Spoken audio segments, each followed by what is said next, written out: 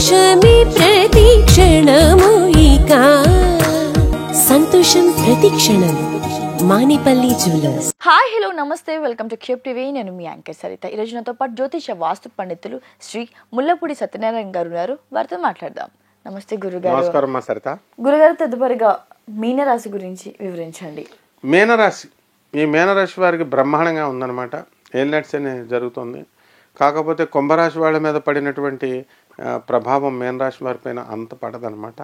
అంటే అన్నెసరీగా డిస్టర్బ్ చేస్తూ ఉంటుంది మీనరాశి వాళ్ళని గ్రహాలు.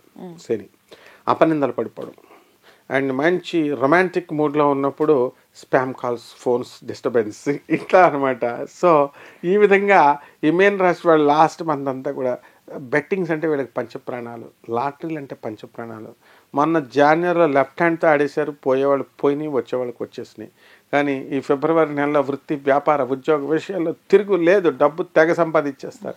ఆ డబ్బు ఏం చేసుకోవాలో తెలియక లాటరీ, ఫారిన్ కంట్రీస్లో లాటరీలు కొంటూ ఉంటారు. సో గోవాలు, ఇండియాలో ఉన్నటువంటి వాళ్ళంతా గోవాలు వెళ్ళిపోతారు. అండ్ మీనరాశి వాళ్ళు ఎంత అమాయకులు అంటే అసలు వెళ్ళేదే గోవా ఎంజాయ్మెంట్ కోసం, క్యాసినోల్లో, లాటరీలో ఏదో ఆడుకోవడానికి పోతారు.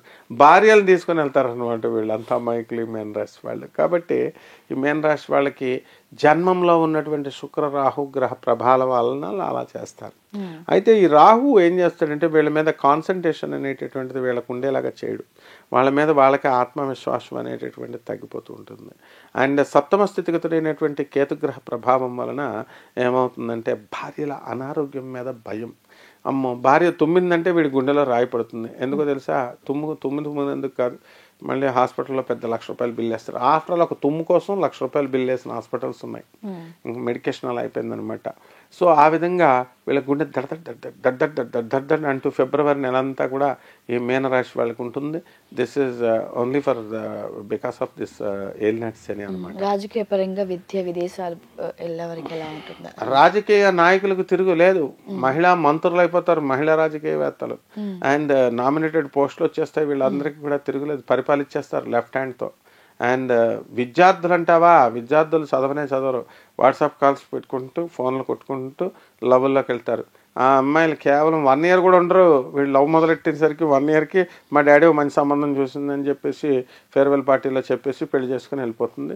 వీడేమో దేవదాస్ అయిపోయి బాటిల్ మిగులుతుంది. అమ్మాయి పోయే బాటిల్ మిగిలే. ఖచ్చితంగా ఇది మీనరాశి వాళ్ళకి జరుగుతుంది. ఏమంటే మరి పెళ్లి అయిపోయినటువంటి మీనరాశి వాళ్ళు ఉన్నారు. అటువంటి వాళ్ళకి పాత లవర్స్ వచ్చేస్తారు, వచ్చేసి ఇంట్లో కూర్చుంటారు. భార్యతో గొడవలు ఇవి మాత్రం ఖచ్చితంగా జరుగుతాయి. అందువలన పెద్ద ప్రముఖులే తప్పించుకోలేకపోయారన్నమాట. అండ్ ముఖ్యంగా ఈ యొక్క మీనరాశిలో ఇక రవి బుధులు ఇద్దరు కూడా శని ఇద్దరు కూడా మనకి వ్యయస్థితిగతులు అవడం వల్ల ప్రభుత్వ ట్యాక్సులకే, ప్రాపర్టీ ట్యాక్సులు, ఈ ట్యాక్సులు కట్టడానికే వీళ్ళ జీతాలన్నీ కూడా చాలా వరకు ఖర్చు అయిపోతున్నాయన్న బాధ ఉంటుంది. ప్రభుత్వాల నుంచి వీళ్ళకి వ్యతిరేకత అనేటటువంటిది ఉంటుంది. గవర్నమెంట్ పనుల్లో వీళ్ళకి సహాయ సహకారాలు ఉండవు. ఆధార్ కార్డుకి అప్లై చేసుకున్న ముందు నీ పేరు నువ్వు ప్రూవ్ చేసుకో అనే విధంగా వాళ్ళు మాట్లాడడంతో వీళ్ళంతా కూడా చాలా మానసికంగా వీళ్ళు కృంగిపోతారనమాట. కాబట్టి మీనరాశి వాళ్ళకి మొత్తం అంతా బాగానే ఉంది. బంధువులతో వీళ్ళకి హ్యాపీగా విందు వినోద కార్యక్రమాలు వెళ్తారు. And they will go for foreign trips. ఇవన్నీ కూడా బయట ఇతర రాష్ట్రాలకి ట్రిప్స్కి వెళ్తారు. తీర్థయాత్రలు, భక్తి బాగా పెరుగుతుంది. ఉపవాసాలు తెగ చేసేస్తారు, కాపరాలు తక్కువ చేస్తారు. అండ్ వీళ్ళంతా కూడా ఈ యొక్క మీనరాశి వాళ్ళంతా కూడా యాస్థెటిక్ ఆస్పెక్ట్ ఆఫ్ లైఫ్ బాగా పెంచుకొని స్పిరిచువల్గా వెళ్తారు. అందుకని మీనరాశి వాళ్ళ భార్యలంతా కూడా వీళ్ళు ఎక్కడ సన్యాసాల్లో జరిగిపోతారు, అసలే కుంభమేళా జరుగుతుందని. అండ్ నీకు ఇంకో విషయం తెలీదు, కుంభమేళాలో సగం మంది సన్యాసులు అఘోరీలు వస్తారు, నాగసాధువులు వస్తారు, వీళ్ళు వస్తారు, వాళ్ళు వస్తారు అంటారు కదా. ఒక్కళ్ళు కూడా ఉంటారు, నాగసాధువులు ఉంటారు, ఎవరు ఉంటారు అనమాట. ఇలా భార్యలు వదిలేసినటువంటి వాళ్ళే వీళ్ళు వెళ్ళిపోయి సన్యాసుల్లో చేరిపోయినటువంటి వాళ్ళే ఉంటారు. అండ్ అక్కడికి వెళ్ళిపోయి అదృశ్యాలు అయిపోవడాలు అవి ఏమి ఉండవు అనమాట. So I attended this Kumbh Mela. So మాకు పుష్కరాలు, కృష్ణా పుష్కరాలు, గోదావరి పుష్కరాలు, అన్ని పుష్కరాలకు వెళుతూ ఉంటాం.